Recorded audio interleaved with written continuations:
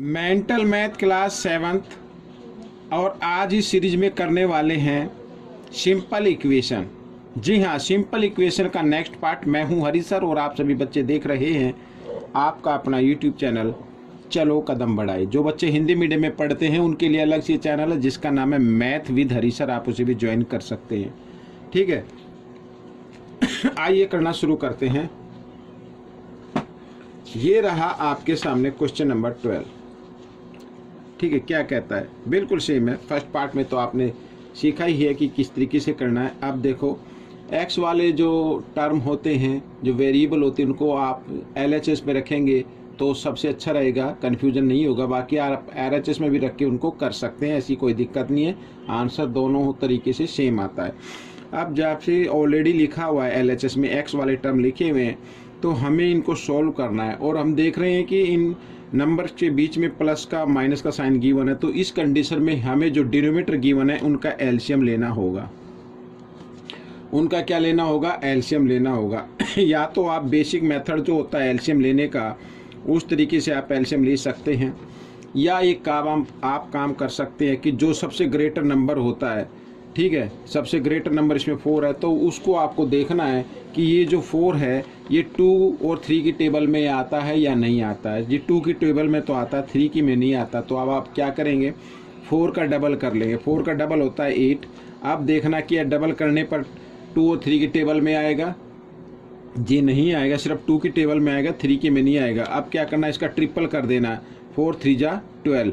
अब देखना कि क्या ये 12 इनकी टेबल में आएगा, 2 की 3 की में? जी हाँ, बिल्कुल आएगा, 2 की में भी आएगा और 3 की में भी आएगा। तो इसका मतलब हो गया 12 आपका एलसीएम रहेगा, 12 आपका एलसीएम बन जाएगा। अब 12 2 की टेबल में कहाँ पे आएगा? 2 की टेबल में 6 पे आएगा। अगर 2 की टेबल में काउंट करें तो 6 पे आएगा। 6 को x से मल्टीप्लाई कर देंगे इस तरीके से। ठीक है, अगर फिर देखें 12 3 की टेबल में कहाँ पर आ रहा है? ये आ रहा है 3 4 जा 4 पे आ रहा है, 4 को x से मल्टीप्लाई कर दीजिए इस तरीके से, माइनस का साइन। अब 12 4 की टेबल में कहाँ पे आया? 3 पे आया ना, तो 3 को x से मल्टीप्लाई कर दीजिए इस तरीके से और इक्वल 7। ठीक है, अब 12 इधर डिवाइड में इधर आकर ये मल्टीप्लाई में हो जाए, इतना ध्यान रखना है। अब यहाँ पर देख रहे हैं 4x और 6x दोनों प्लस के हैं। ये भी प्लस के, 4x के सामने प्लस का साइन है, 6x के सामने कोई साइन है, तो ये भी प्लस का है। 6 और 4 कितना हो जाता है? 10x हो जाता है और माइनस x, और इधर आकर बच्चों ये हो जाएगा मल्टीप्लाई में, और मल्टीप्लाई किया तो आ जाता है बच्चों 84। ठीक है, अब क्या करना है? 10x में से 1x आपको कर देना, और सॉरी यहाँ पर 3x था ना, ये गड़बड़ हो गई। ठीक है ना, 12 जो है 3 की टेबल में आता है, 3 तो 3 को x से मल्टीप्लाई करेंगे, ये 3x नहीं लिखा। ठीक है, कई बार हो जाता है बच्चों इस तरीके से, तो 3x यहाँ पर आएगा। ठीक है, अब 12x में से 3x आपको कर देना माइनस, इस तरीके से कर दिया माइनस, और इक्वल 84। ठीक है, इधर कर लेते हैं, x की वैल्यू निकाल लेते हैं। तो 84 7 इधर मल्टीप्लाई में था, इधर आकर डिवाइड में आ गया, और 84 को 7 से डिवाइड करेंगे, 7 1 जा 7, 7 2 जा 14, तो x की वैल्यू आ जाएगी 12 आ जाएगी। ठीक है, इस तरीके से ये आपको करना है। हो गया। अब क्या करना है? अब क्वेश्चन नंबर 13 करना है। कैसे करना है? देखो, p की वैल्यू फाइंड आउट करनी है, और p -3/5 लिखा तो इसको नहीं छेड़ना है, -2 को लेके आना इस साइड में। आइए ले आते हैं। ठीक है, तो उस साइड में जाकर किस चीज़ का हो जाएगा?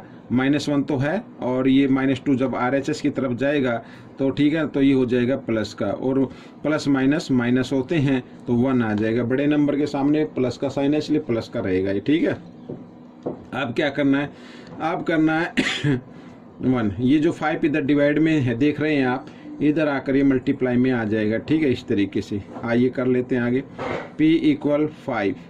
ठीक है, 5 1 जा 5, और -3 है, इधर क्या है? -3, इक्वल के साइन से इधर आएगा तो क्या हो जाएगा? +3 हो जाएगा। ठीक है, तो p की वैल्यू क्या आ जाएगी? 8 आ जाएगी। This is the answer.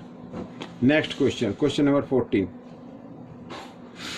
Find the value of z की वैल्यू फाइंड आउट करनी है। अब 13 और 9 गिवन है इधर, और z ऑलरेडी LHS पर लिखे हुए हैं। ठीक है, तो आप कैसे करेंगे?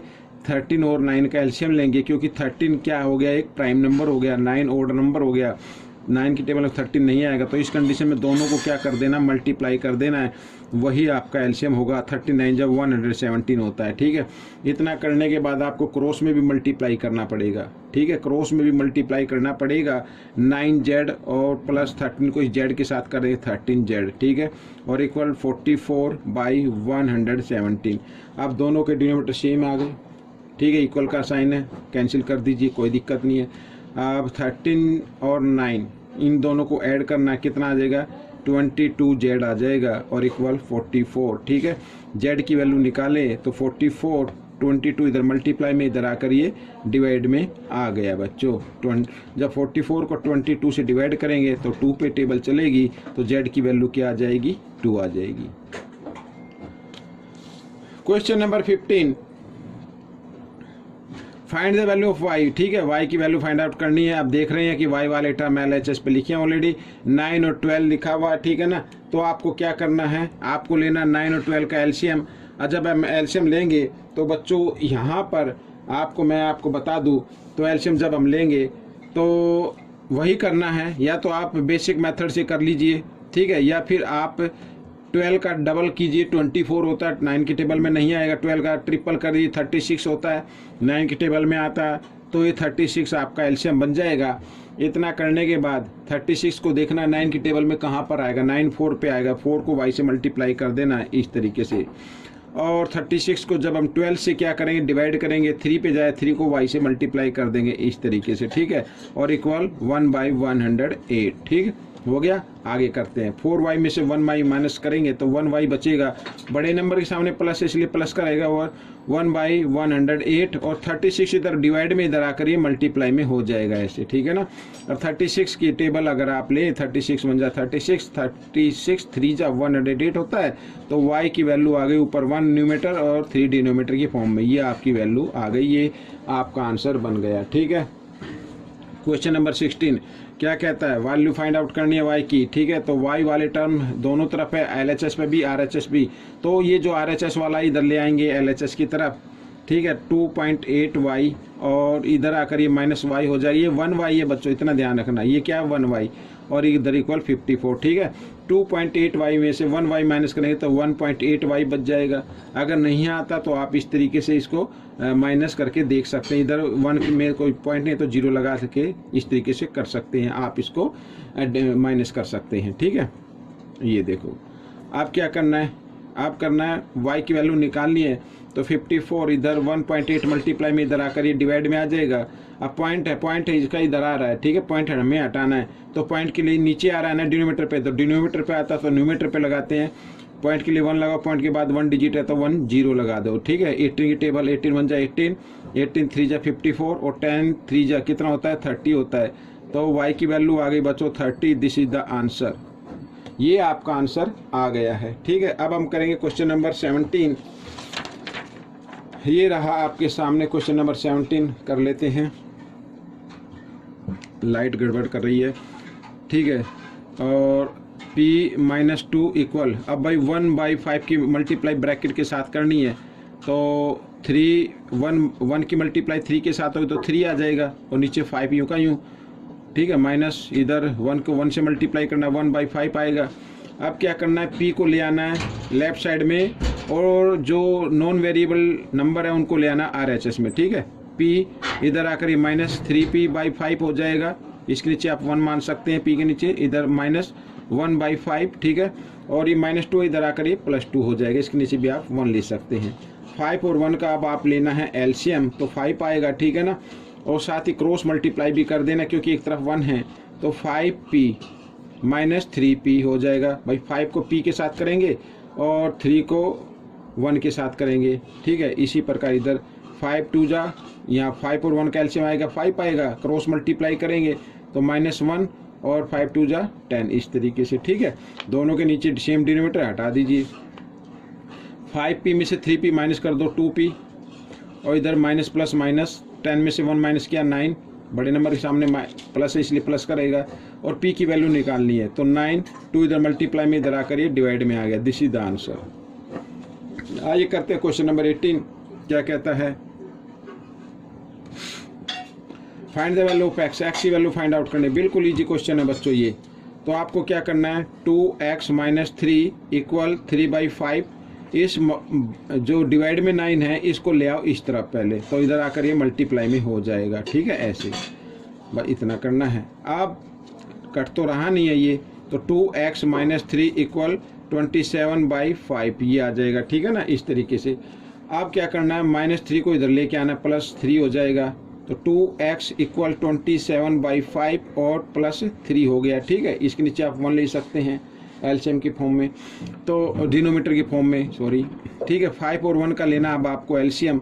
ठीक है, इतना करने के बाद बच्चों क्या करना है, अब आपको एक काम करना है, क्रॉस मल्टीप्लाई कर देना। ठीक है, 5 और 1 का एलसीएम 5 आएगा, क्रॉस मल्टीप्लाई कर दीजिए, तो 1 को 27 से करेंगे तो 27 ही आएगा, और 5 3 = 15 इस तरीके से आ जाएगा। ठीक है, एक्स की वैल्यू निकालनी है, प्लस कर लीजिए, कितना आएगा, 42 आ जाएगा।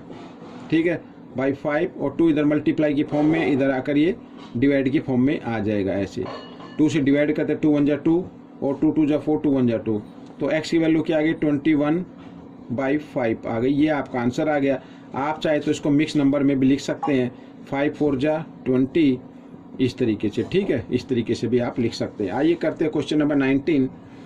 Find the value of P, P की वैल्यू फाइंड आउट करनी है। बिल्कुल ईजी है बच्चों, 3p और इक्वल 1.54, और इधर ये माइनस है बच्चों, नॉन वेरिएबल, इधर लेके आना है, प्लस का हो जाएगा, और 0.7। ठीक है, आप इनको ऐड करते हैं, या तो आप बिल्कुल जैसे ऐड करते हैं उस तरीके से कर लीजिए। 1.4 पॉइंट के नीचे पॉइंट लिखना है, बस इतना याद रखना है। 7 और 4 11, 11 का 1 कैरी, 1 1 और 1 2 ये आ जाएगा। ठीक है ना, 2.1। 3 इधर किस फॉर्म में है, मल्टीप्लाई में, इधर आकर ये डिवाइड की फॉर्म में आ जाएगा। आइए कर लेते हैं, 2.1/7। ठीक है, ऐसे। और 7 से जब हम इसको, सॉरी 3 है ये यहाँ पर, 3 से जब डिवाइड करेंगे तो 0.7 ये आ जाएगा। ठीक है ना, तो p की वैल्यू क्या आ गई, 0.7। ये दिस इज द आंसर। ये आपका आंसर आ गया। आप चाहे तो इसको किस में लिख सकते हैं भाई, ये भी आंसर हो सकता है 7 बाई, और पॉइंट के लिए 1 लगाए, पॉइंट के पीछे 1 डिजिट है तो 1 0 लगा दे, ये भी आपका आंसर हो सकता है, ये भी हो सकता है। आइए करते हैं क्वेश्चन नंबर 20। क्या कहता है, ठीक है, p की वैल्यू फाइंड आउट करनी है। तो 4p, ये जो -p है ना इधर RHS में, इसको LHS में ले आओ, प्लस का हो जाएगा 2p, और इक्वल 5.2, और ये -0.8 है, इधर आकर ये प्लस का हो जाएगा 0.8। ठीक है, 4p और 2p कितना हो गया, 6p हो गया, और इधर इनको ऐड किया तो कितना हो जाएगा बच्चों, 5.2 और 8.8, तो ये हो जाएगा बच्चों 6 आ जाएगा। ठीक है, आप ऐड करके देख लो, ये लो इस तरीके से, 8 और 2 10, 10 की 0 कैरी 1, पॉइंट आ गया आगे, 5 और 1 6। ठीक है, पॉइंट के बाद 0 है तो इसको हटा दो, 6 रख लो बस। p की वैल्यू निकालनी है तो 6 इधर मल्टीप्लाई की फॉर्म में, इधर आकर ये डिवाइड की फॉर्म में आ गया।